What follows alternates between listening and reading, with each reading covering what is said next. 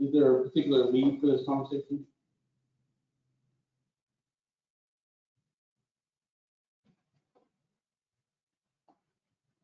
Well, today's meeting is a special session for a Fitch presentation.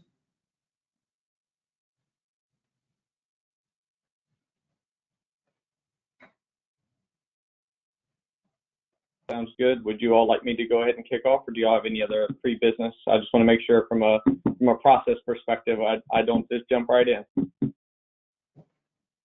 I mean, that's fine with me unless commissioners want to take a different approach.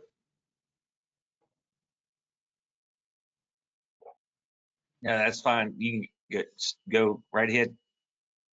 All right, perfect. All right, council, thank you all for having me today. My name is Todd Sheridan from Fitch & Associates, and we were commissioned here to provide a study looking independently of your system as it stands today, and if there are any options for the future design of your system, and be able to not only look at that from a performance perspective, but also looking at from a financial situation from where you stand today and where you can potentially move forward in the future. So just a little bit about our firm. Our firm has been in business for about almost 40 years now, and we're a public safety consultant firm. We do fire, EMS, police.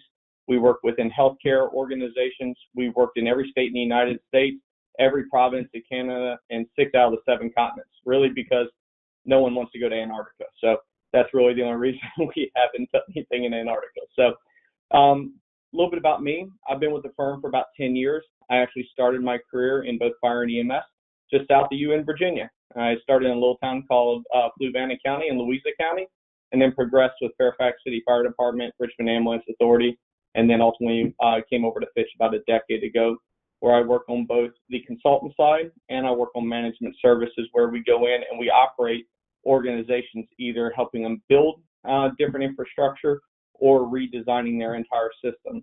Right now, I'm also operating as the CEO, COO for an ambulance company that runs about 60,000 calls a year in Northeast Ohio. So just want to give you all that little bit of background of not only our firm, but me as well.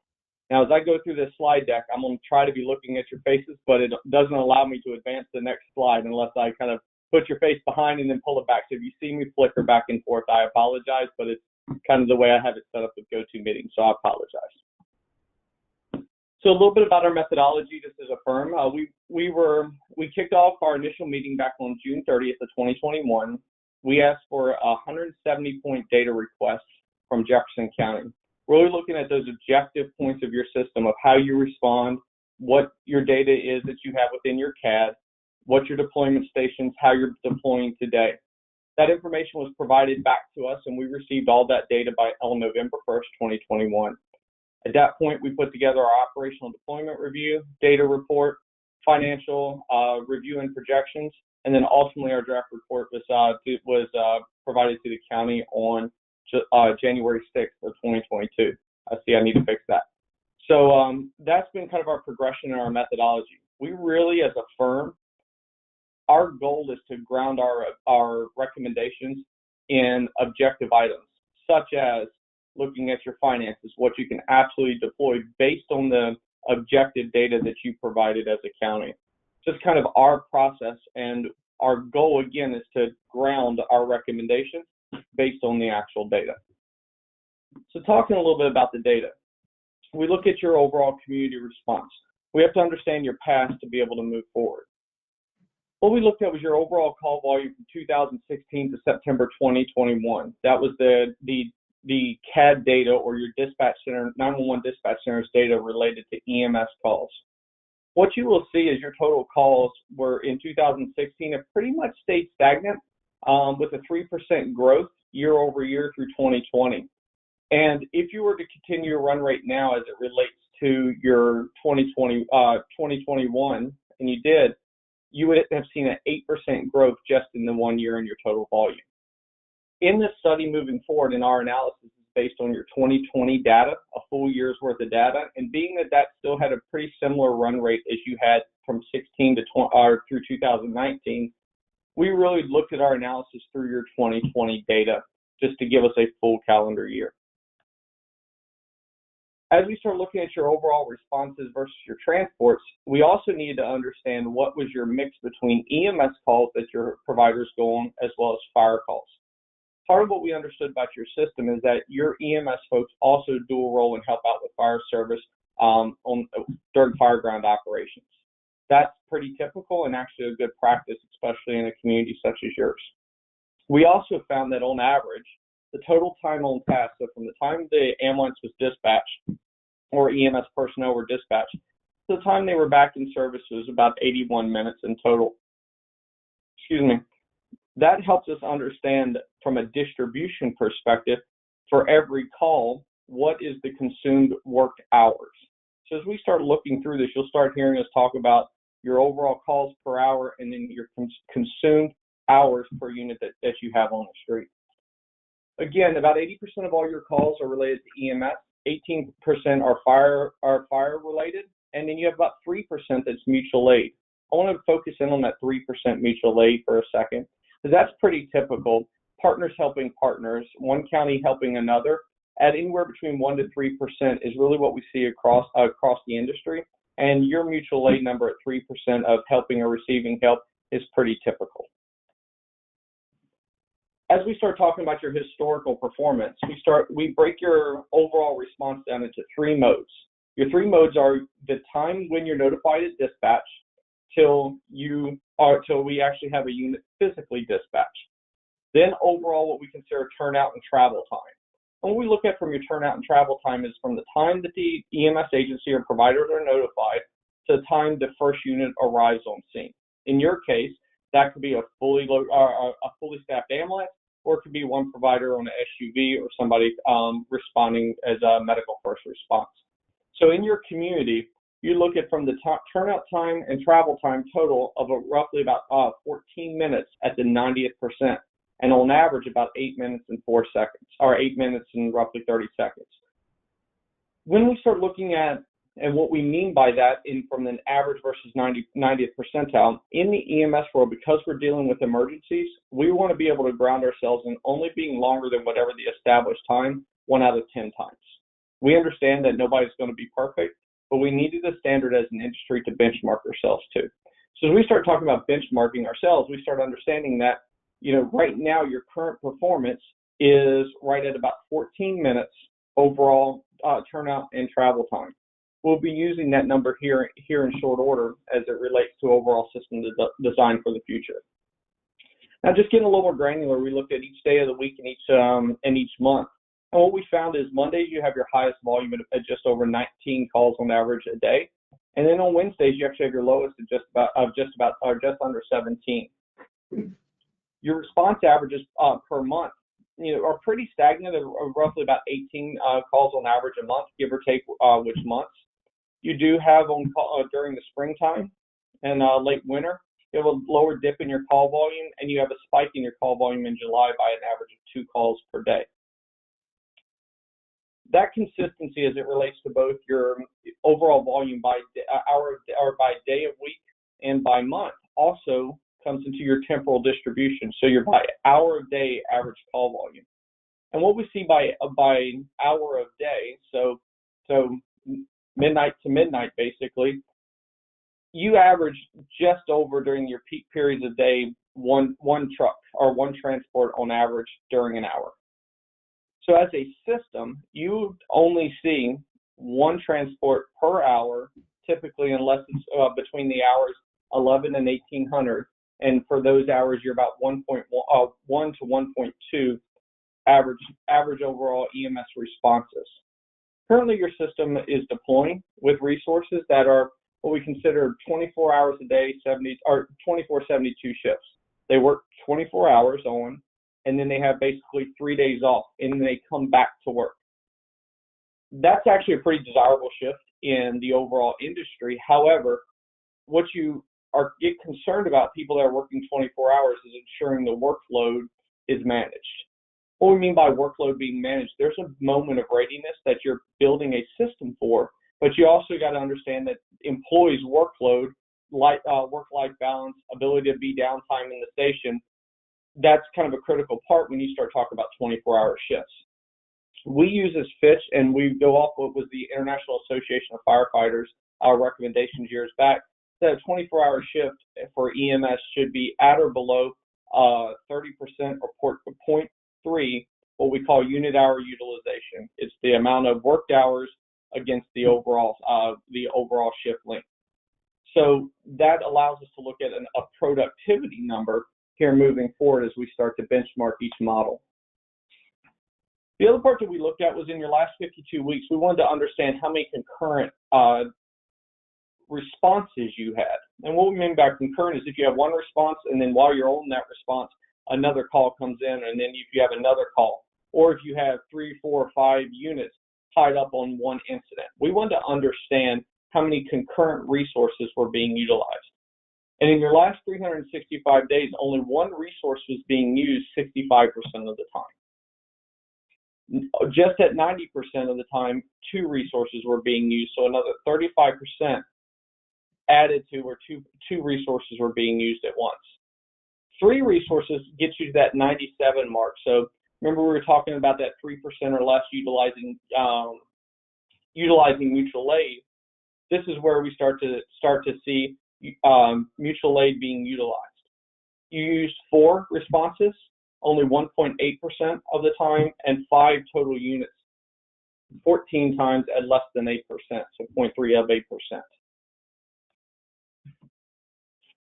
Overall current deployment, your Jefferson County EMS agency responds to the bulk of the EMS calls, and they respond in a variety of manners. They either respond as a paramedic or EMT, they make a full unit at the station, or they respond and meet another unit on scene. It's not really all the time when you have a response within your system, are you getting a fully loaded or fully staffed ambulance once you get a response.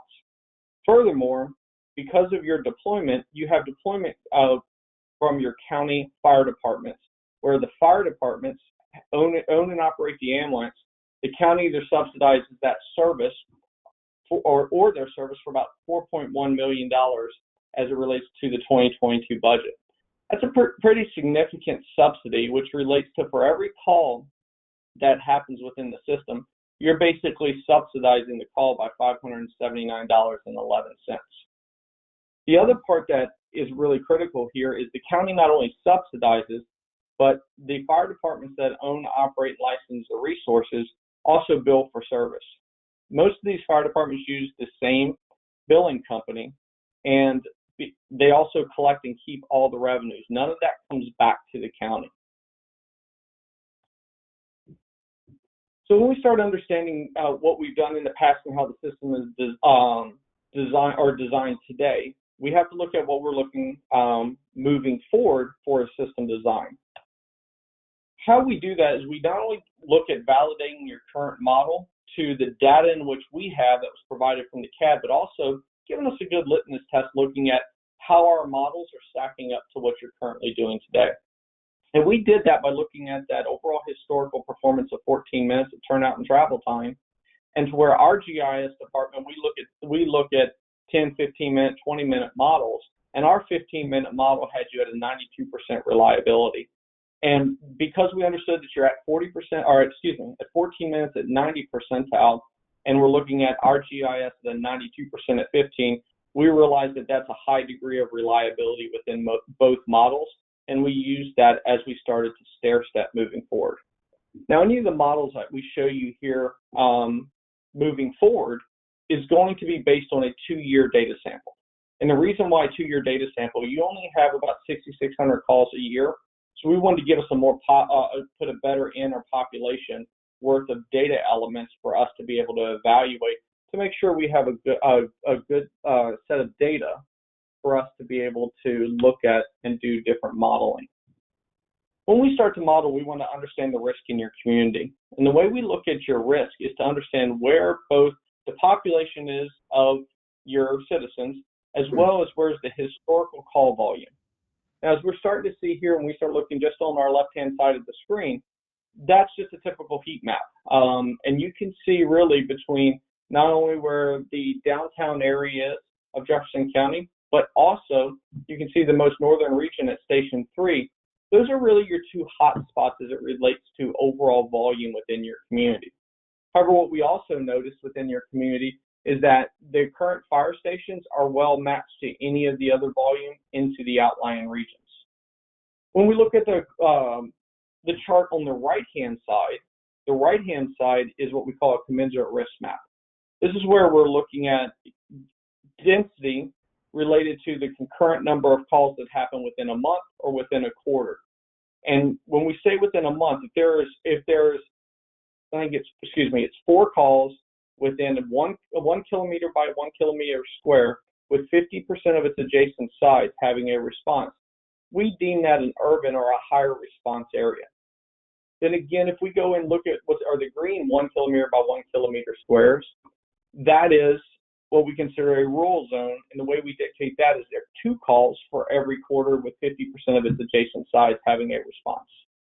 Anywhere that does not have a green or red coloring, we consider that a wilderness area where there's not a lot of response. So when we start looking at current performance in your station design, what we do is we take and use a proprietary software within Fitch & Associates, and we begin to model your current station deployment. And when we modeled your current station deployment, we wanted to understand your response time at not only a 10-minute, 15-minute, and 20-minute model. The reason why we wanted to do all 3 is to be able to give you a cost model to say if we wanted either one of those response, staying the same, decreasing, or allowing an increase, we wanted to give the decision makers or the policy makers an understanding of what their citizens' experience would be.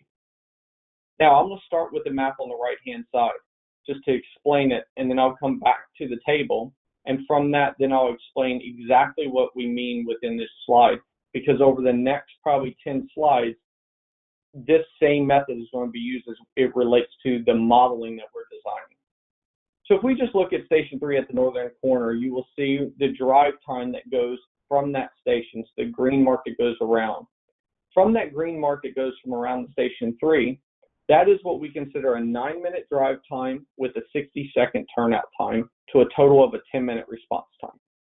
So we put into our models understanding that there's going to be a 60-second turnout time for EMS. Now, when we start looking at these modeling, we start adding units to cover geography. And so when we say units, we mean the green drive times. And those green drive times, we look at each one of the stations and what is their value add that we put into the system. Wherever you see green overlapping green, so you have a darker green area, that's where you have overlap in response. When you see yellow, that means that's an additional station that adds to the response over the 90th percentile of a response. So anything green is under the first unit that captures up to 90% or at 90%, and then anything in yellow is over that 90th percentile. In moving over to the table, what we did was we ranked each one of the fire stations to see where and who would capture the most historical volume. So if we were at Station 1, at this CC2 at rank number 1, out of all the responses, they would capture almost 6,800 responses just from that station. And remember, we're using 2 years worth of data set, so just remember that. So 6,800, almost 6,700 responses, or excuse me, 6,900 responses just from that one station. If you look at Station 2 or Station 3, excuse me, that adds in an additional 1,320 responses. So instead of just capturing 56.88% of the over historical volume or the old historical volume, adding Station 3 adds a value of 11% to your total response, making a 67.77% overall additional. Every unit you then add has a diminishing return of capture of historical volume. And the way we design systems is that we look at your geographic coverage covering at least 90% of your historical volume. Now, this is just looking at geography. This is not looking at demand yet, normalizing demand and matching those 3 variables to staffing. We will get to that in a moment. So what this slide is telling us here is that if you wanted a 10-minute travel or 10-minute response time within your community, that you would need 6 units at the ready to cover just geography, not historical demand, just geography to capture 91.15%. If you were to look at a 15-minute travel time of your current stations, you would need 2 units, one placed at CC2, one placed at Station 3, to a total of 92% of historical volume coverage. Now, if you look at 20 minutes, and this is not one we would be recommending, but one if you had 20 minutes or you only had one resource available, where would you place that unit to capture the most historical volume? And you would place that at the ESA building, and you would capture 91.22% of the overall historical volume within 20 minutes. Now that's looking at your current station and what design you have today, the infrastructure you have today. What we also do as Fitch is we say, okay, well, if we had a blank slate, if we had a whiteboard, if infrastructure wasn't a problem, and we could move and place the unit wherever we wanted to, irrespective of somebody's yard, a gas station, or a fire station, where would be the best locations to place resources? And how many resources would it take to capture that historical volume? If we look at an optimized model, again, not looking around stations, you would only need 4 ambulances if they were strategically placed in your community to capture more than 90% of the historical volume in 10 minutes. At 15 minutes, from an optimized, you would only need 2 units. And then at 20 minutes, again, you would only need 1 unit, and you'd be able to capture 97% of your historical incidences.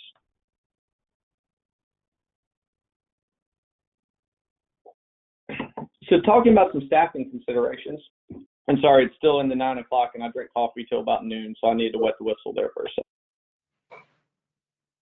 So as we start talking about your modeling as it relates to both staffing and finances, we looked at your current data and we made some general assumptions as how we would build our models moving forward to give council an understanding of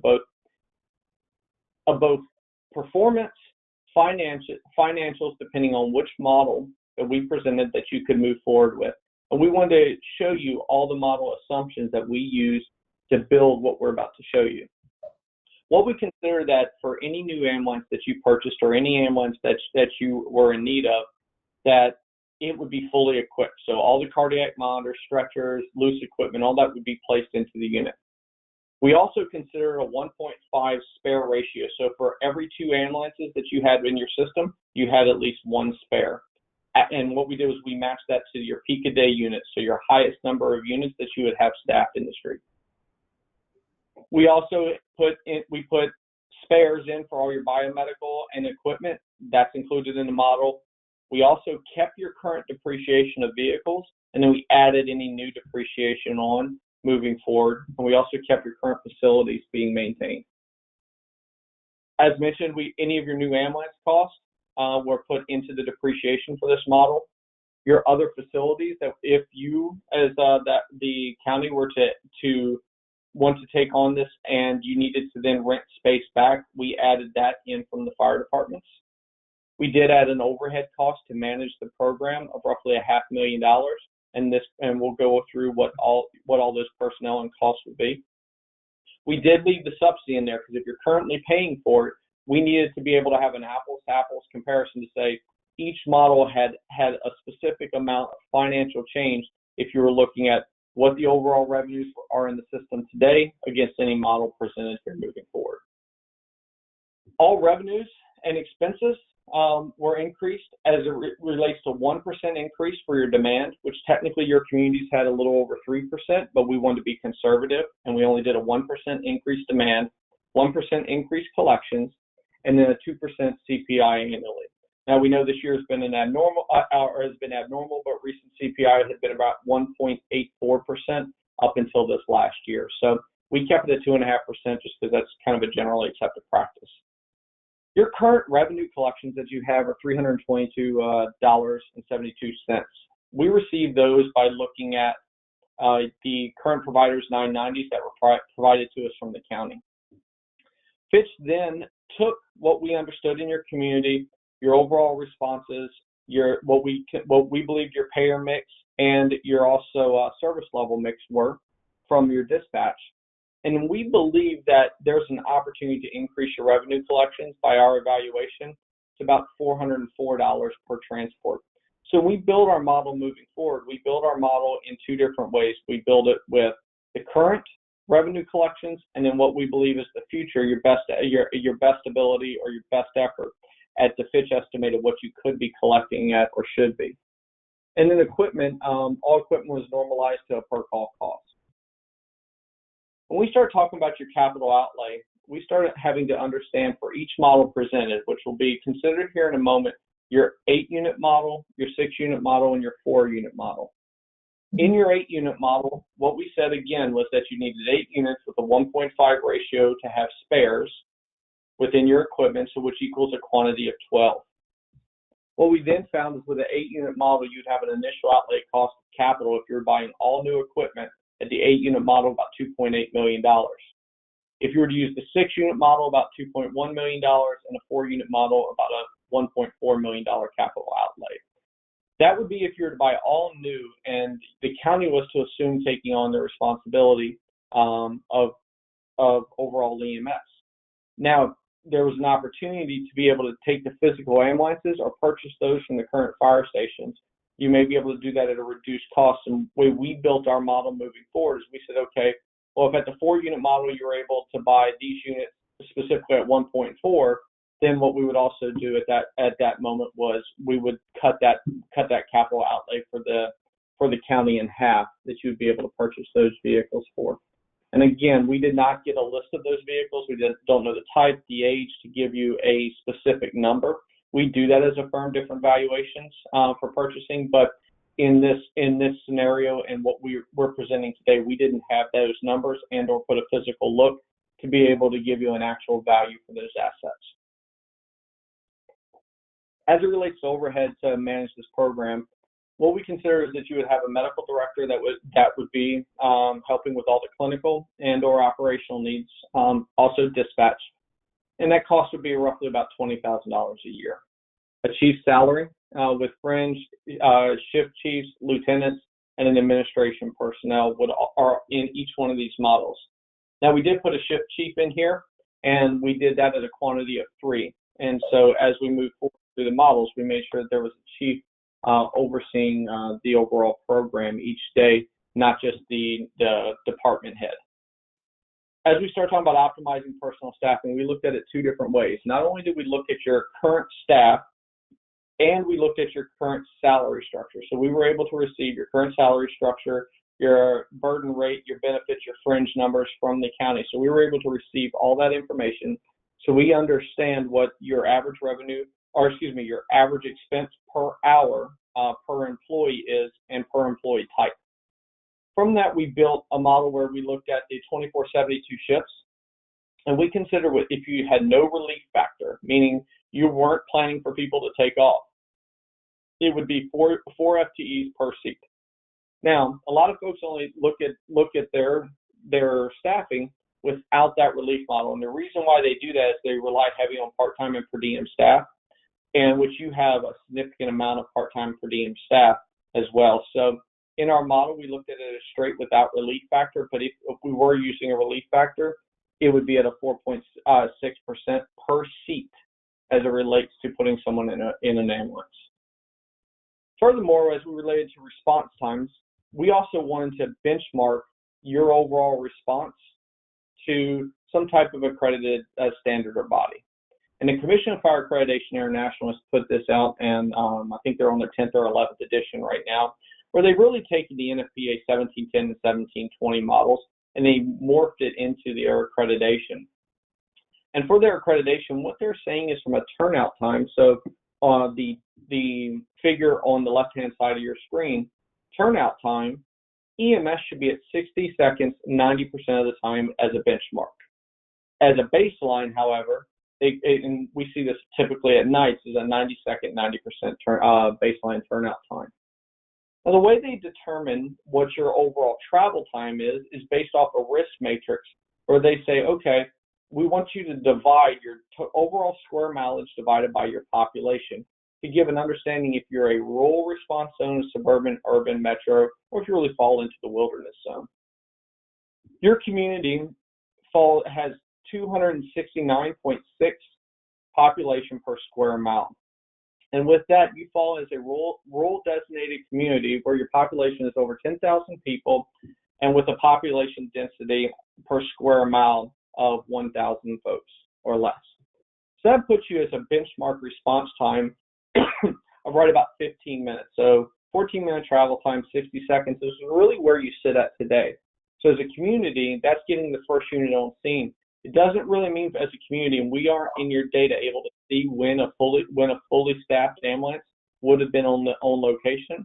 However, we're just taking from the first benchmark that somebody was there to be able to provide care. Now, if you wanted to as a baseline, you could have a 19-minute, 42-second response if that's the best you could afford, or at the minimum response time through a accredited model, they would even recommend. That's an 18-minute, 12-second response with a 90-second turnout. The way we find that, look at that, is we look on the table on the right, you'll see the rural designated area. And the first unit is what we consider as a medical first response unit. The second unit is what we consider then the ambulance arrives. So it really creates a system as it relates to leveraging medical first response and the current response time, and the response time performance as it relates to the ambulance. So this is where we start talking about EMS deployment and some options.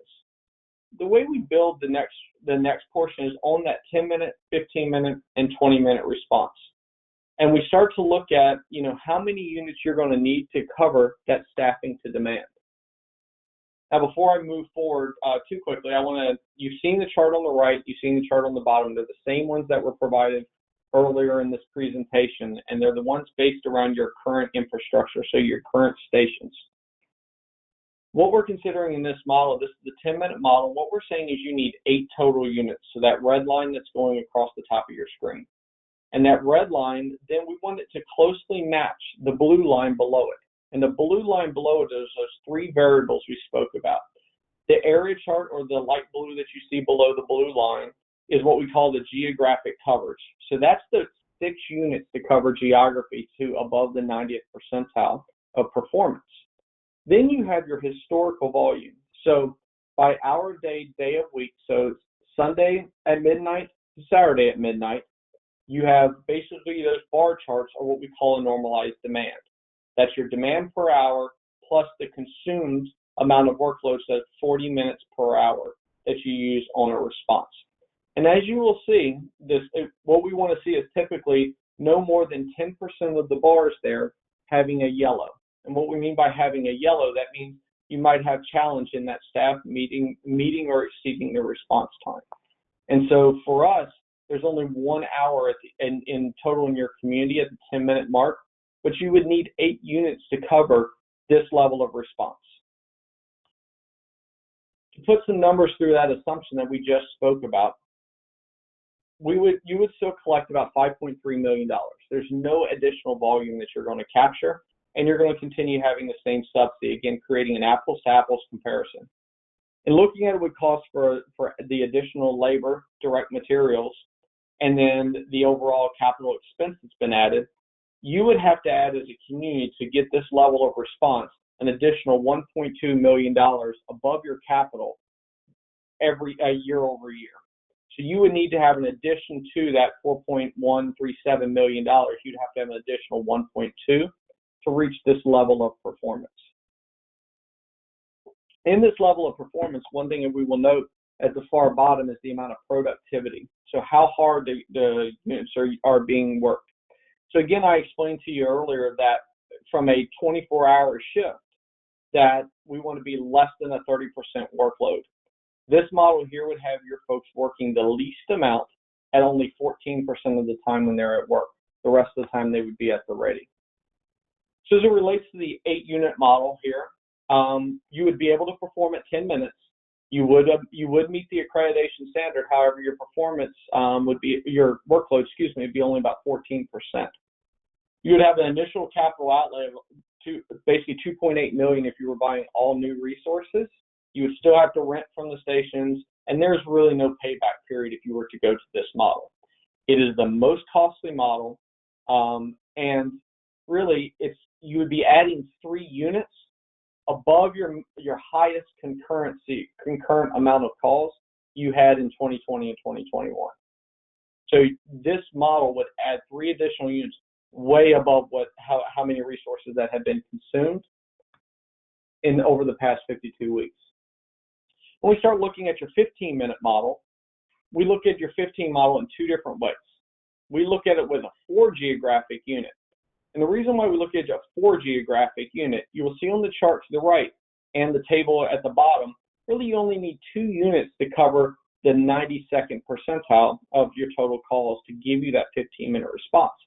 However, you have a lot of geography, and you'll see those in yellow on the bottom on the chart in we'll call it the southwest region, and then the eastern region. You'll see those yellow areas. And what we as a firm understand that not only are you trying to cover your historical volume, but you're also trying to cover geography, okay? And to do that, you would need 4 units just to cover land mass. Only 2 of those units are needed to cover historical volume. And from that, then you would need 2 additional units to cover historical demand. And so what that brings you to is 6 units total that you would need 24/7 to cover just not only historical volume, then geography, land mass, and also historical volume. From a dollars and cents perspective, this is really a break-even model for you. There's really no payback period unless you're able to, if you don't have to buy new assets and you were able to buy the current fire department ones as a county, and you were to bring those in-house, then, and you were to do that at about 50% of the overall capital outlay, there would be some period of payback, and we'll talk about that in a second. Your workload here would only be about 18% of the time folks are at work, 18, 19%. The rest of the time they would have downtime within their stations. This is really the middle of the road model for you as a community. And again, we've talked about it would match the Commission of Fire Accreditation International. It has your workload that we keep under the 0.3%. And again, your capital outlay on just this model would be $2.1 million unless you're able to purchase some resources from the fire department. That being said, if you're not able to purchase resources from the fire department, it'll take you 16 years to recoup your funds at this rate, or your initial capital outlay. Or if you're able to buy from the current folks and you had a net increase in your income, you could see a return in about 1.6 years. Again, your challenge is this is really a middle of the road model. This would be a policy decision if you wanted to cover that type of land mass versus just the historical volume. And that's why we present both from a policy perspective, different models. Now we would go against that 15-minute model, but we look at it as 2 geographic units, just covering that historical volume to 92%. And then the additional 2 units to cover historical demand, which gives you 4 units. That 4 units covers 99% of all your calls in your concurrent calls, which you've had in your community. You only had 14 that fell within 5 calls in your overall system and was less than 8% that would be looking towards mutual aid. This would be 4 fully staffed units. And in this fully staffed unit, we would suggest that you deploy these from your station 1, 3, and then you would look at over to the southwest corner, that station 6, and then over to the right-hand side in the eastern region to be able to deploy into the right-hand corner up into the mountainous area there, across the, I believe it's the river there. So we would suggest those 4 units being placed, and then you collapse the system to basically have a performance where if one crew goes out and a unit needs to be able to move or be staged between, that would be your most efficient model. If you were to put that model together, you could see a profit change. So you would have a decrease or a savings of about $1.5 million as it relates to putting this model in place from your current spend as a community. Now, from that current spend as a community, what we also, again, wanted to balance that with was the productivity and the workload that would be on the staff there. And what we see here is that workload would be about 28%, so really close to that 30%. And when you start seeing close there, you need to monitor that, make sure it doesn't go over that 30%, or you may need to consider adding a 12-hour-a-day, 7-day-a-week truck just to cover during your peak periods of volume. considerations for this model, it really it closely aligns with the Commission of Fire Accreditation. Again, it keeps you in line with your current performance. However, it forces a fully staffed unit to be on scene and not potentially a single provider. Your productivity, again, is under 30%. You just have to monitor it. And it is your least capital outlay. However, you could potentially get it for less if you were, again, able to purchase from the current fire departments. And this has a payback period of less than a year, irrespective of how you invest into your capital. Now, again, I've talked a little bit about your challenges let me back it up before I talk about challenges. This is also your least costly, and you can handle with the current number of FTEs that you have. Your current makeup of EMTs and paramedics would need adjusted a little bit, but the amount of FTEs you currently have and are working to employ, you could do this with your current full-time staff. Your challenges, though, again, is your workload. If it starts to increase at above 0.3%, then what we would consider recommending to you is adding a 12.7 or 12-hour a day, 7-day-a-week unit. And again, these plans really, it only has one unit less than the 5 calls that you had. Where mutual aid, it's acceptable to have mutual aid work for those or help for those 14 responses that you would have seen in the last 52 weeks. As it relates to your current EMS staff, you can see the makeup of EMTs and paramedics as it relates to, you have 19 EMTs and 13 full-time paramedics, totaling 32 total FTEs. In each one of these models, the 8, 6, and 4 model, you can see what you would need as the makeup of EMTs and paramedics. And you'll see in the 4-unit deployment model at the end, you would need 16 EMTs, 16 paramedics, and then so on and so forth for the 6-unit 24-24, totaling 48. Now, irrespective of the model that you choose for your community, then you just have to understand that there may be either an investment in direct labor hours, or you have to make a choice if you want to do it with your current FTEs to date, and or potentially move it forward, depending on choice. So a little bit of summary as it relates to all these models. So we're coming to a close here. As we talk about, just a summary, we looked at it from your most conservative methodology, and then we looked at it if you were able to buy those resources for half of what we considered a full, going out and trying to buy a brand new resource would be, and if you had revenue collection. So really you're staying the same and having to invest the most amount of money, or if you were to look at it, say, as being able to buy 50% and get an increased revenue collections. To do that, if you were to look at the first 3 models at the top, the 10 and the 2 15-minute models, you would look at investing about $1.2 million more in year 1 and up to $1.4 million by year 5. And that's the most conservative model if you're looking at the run rate today. However, if you were looking at being able to buy those resources as a county at half price, and you were to be able to increase your revenue collections where we believe you should be, it would have about $600,000 to almost $900,000 year 5 that you would still have to invest into the community. Now, as we start talking about the other 2 15-minute models, the one where you had the 4 geographic units and then the 2 geographic units, you can see where at the most conservative, it's really a break-even model all the way through years 5, and for the most aggressive model, we'll call it, you have from about $700,000 to about $550,000 year 5. And again, where you really see your return on investment, if you have those 4 units, 2 covering your demand, 2 covering your geography, placed in 4 strategic locations in the county, you could see an additional $1.5 to $2 million, depending on the 2 models, of actual savings back to the community over the subsidy that you're having today.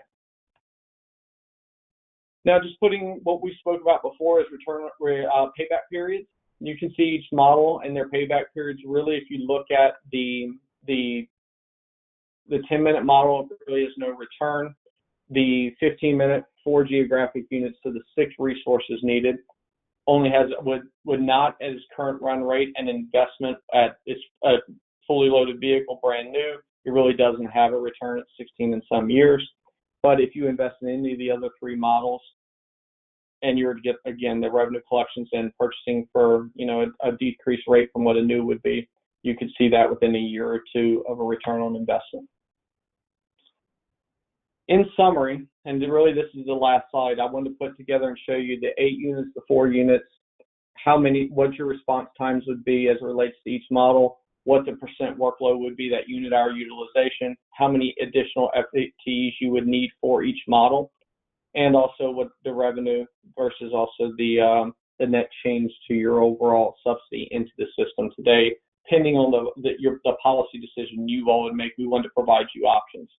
The chart at the bottom that you see here is, that concurrent calls. We felt that was important to see, because if you're looking to invest a number of resources, understanding how many call concurrencies you had at one time really helps with the policy decision to decide whether or not you want to land at 4, 5, 6 resources, where you want to look to land as a community as a policy decision.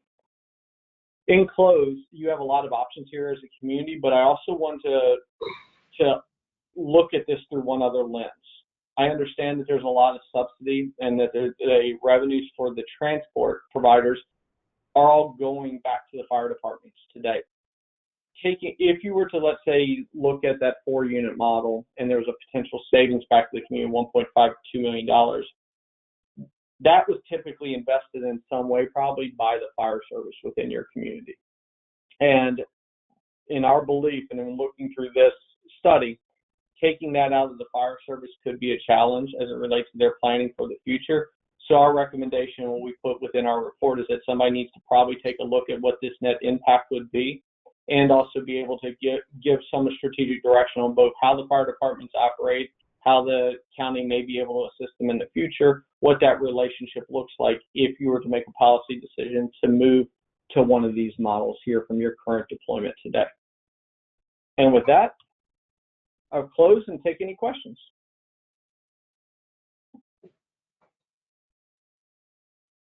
Hey, Todd, this is Steve. Just so everyone's clear, your recommendation certainly is to purchase ambulances from the fire companies, and then the county owns them and deploys them. Either obviously the locations are going to is what could be decided, but either 2, 4, or 6 different locations throughout the county. Is that correct? That's correct, sir. Okay. And if we go with say a 4-truck, do you know how many ambulances we use today that's in the system? It was not provided to me on that. I do. My understanding is that there's 6 specifically at different stations, is my understanding. But that entire list was not fully provided, so I couldn't tell you to date. So we looked at it through an independent lens if you were building it from scratch there. Okay. All right. All right. And those 6, if I remember correctly, they're not fully staffed all the time. So there's 6 deployed and put in stations, but they're not fully staffed, meaning there's not an EMT, paramedic, EMT, 2 paramedics. They're not fully staffed at any given time. They may be staffed with 1 provider, or they may need somebody to come from home, pick up that resource, and then deploy. So it's not you call, there's immediate wheels rolling within 60 to 90 seconds. Okay. Yeah, I think I believe that most of the stations have 2. Some might have 1. I think like you said, we have 7 stations, so that would put us around I don't know, 11. So I guess what you're saying is we can efficiently run 4 ambulances. What we have in service, we have 11 to 12, I guess, in service right now, and we can efficiently run ambulance service with 4 units, is what you're saying. Now, you did allude a little bit towards the end. If we went with the 4-truck unit at 2 locations, the revenue collection would be a little over $2 million. I know this study was basically done just for the ambulance service.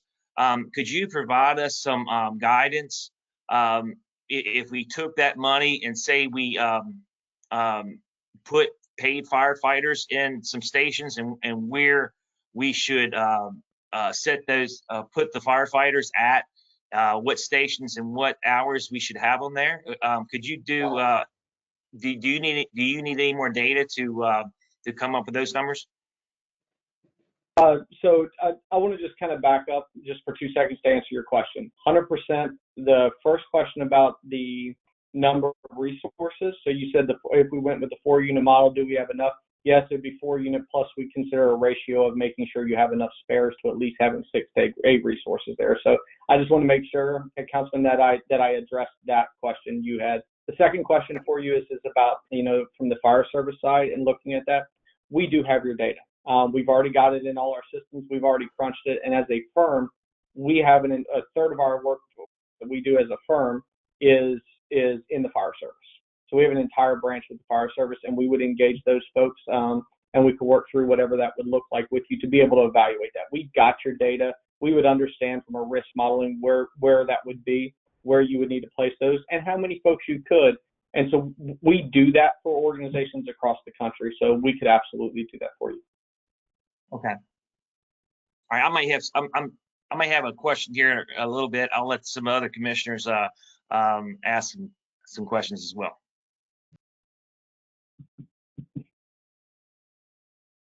Jane, I think you're muted.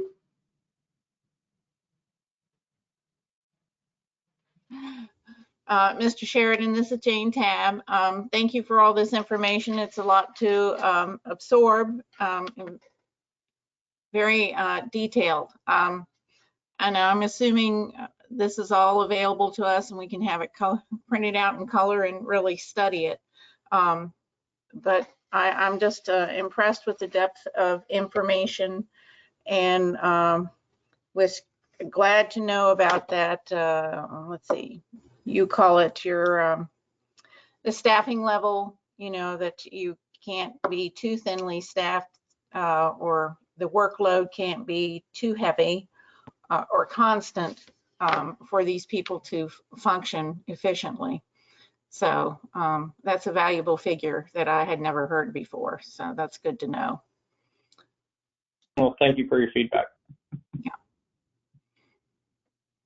Yeah, I just wanted to say, this is Commissioner Jackson. I've got my video off, but I want to thank you for everything that you presented. I'm trying to talk fast because my dogs are going to bark.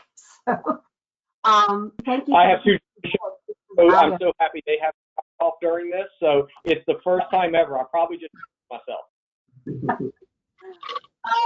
Thank you for presenting. I think it was really important to drill down into what we're offering now and what the potential could be and the return on the investment, and possibly improving the service for what we're investing in it. And I guess I have a question, I guess, for Caleb, President Hudson. How are we going to proceed to, I know this is being recorded and we're going to disperse it to the public so they can access it and all of that, but how are we going to proceed with allowing the public to perhaps provide comment or feedback? What's my intent was to let this disseminate for about 2 weeks, like we usually do at public hearings, and then put it back on the agenda for more discussion or action. Yeah. Great, thank you. Yeah. Yeah. Any more questions or comments from the commissioners?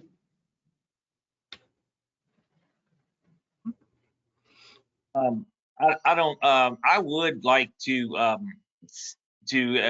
ask Fitch and Associates, Mr. Sheridan here, if he could provide us data. Just say if we go, I'm going to back up a little bit.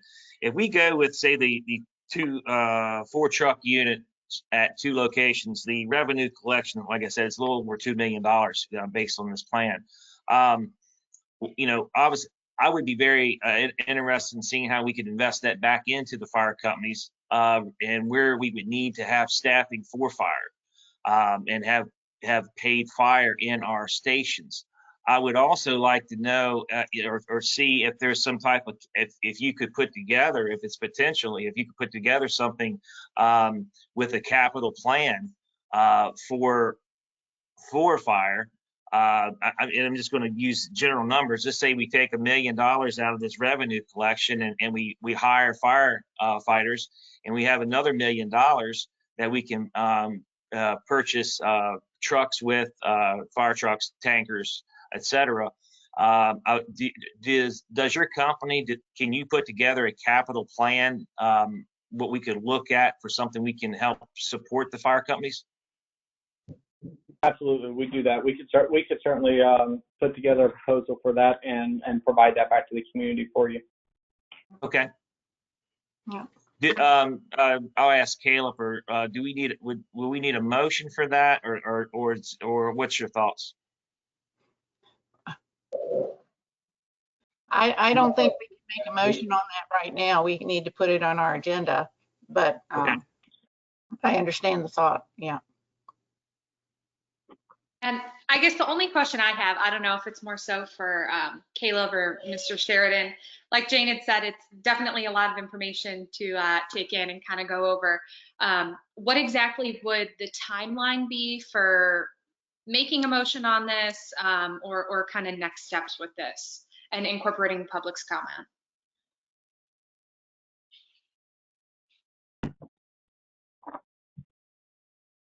So Claire, from our Go ahead.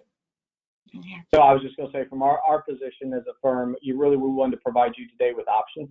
And I think that's, so we wanted to be able to provide you options in whichever way you wanted to go, and or if you be able to do any question and answer. So from a process perspective, I know that's an internal thing, and you obviously have, all the laws and stuff you have to do from public notice and everything. So, I get it, but if there's something else you have a question, I just wanted to state, publicly, please don't hesitate to reach out to me. I'm, the folks that work with me know I'm quick on the draw with turnaround. So if somebody has a question, please do not hesitate to reach out. Well, I do think, especially since we're currently working on the budget, we have to give the information just given to us could potentially affect our budget significantly, but we have to give it a lot of thought and get public comment. And then if we choose a path in the near future, there may be more, whatever that path is, then we can develop a timeline so we know better where we all are going. It's going to be a big decision. And I would like to add to the folks that are watching this, this presentation, this study was not provided prior to us in releasing this until today, because we did want this level of explanation to go along with this study. I know we have a handful of folks watching today, and just wanted to make that very clear to them. And I'm thankful for Mr. Sheridan for being here and explaining this very well to the commissioners and to the folks who are watching and the public. Thank you very much. Yeah. Oh. Okay. Is there anything else from the commissioners? No. Is there anything else to come before the commission today? Hearing none, we are adjourned. All right. Thank Thanks you again. all. Appreciate it. Thank you.